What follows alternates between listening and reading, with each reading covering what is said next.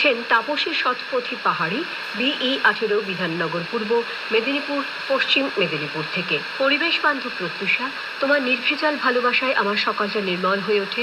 পরিবেশ দূষণ মুক্ত করার অঙ্গীকার সম্পর্কিত চিঠির বিষয় লিখতে গিয়ে মনে পড়ল কিশোর কবি সুকান্তের কবিতার সেই লাইনটি, এই বিশ্বকে এই শিশুর বাসযোগ্য করে যাব আমি। কিন্তু এই অঙ্গীকার পূরণ করার আগেই কবিকে চলে যেতে হলো, আর আমরা যারা পড়ে রইলাম, যাদের উপর কবির সেই অঙ্গীকারকে রক্ষা করার দায় বর্তালো, আমরাও কি তাঁর সেই অঙ্গীকার রক্ষা করতে পারছি? না বন্ধু, তেমন করে পারছি না বলেই তো এত দূষণের খবর চারিদিক থেকে ভেসে আসে।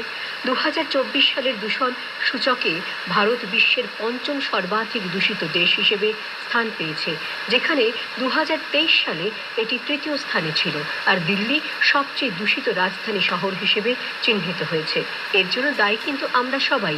যানবাহন, শিল্প ও নির্মাণ কার্যের ধুলো, ধোঁয়া, বর্জ্য পোড়ানো, কয়লাভিত্তিক বিদ্যুতের ব্যবহার, নগর উন্নয়নে যেমন দূষণের প্রধান কারণ, তেমনি পলিথিন, প্লাস্টিক জাতীয় পদার্থ, ঘরের নোংরা আবর্জনা কিংবা প্যাকেটজাত খাবার খেয়ে ডাস্টবিনে না ফেলে রাস্তাঘাটে যত্রতত্র ফেলে আমরাও কিন্তু পরিবেশের দূষণের জন্য কম দায়ী নই।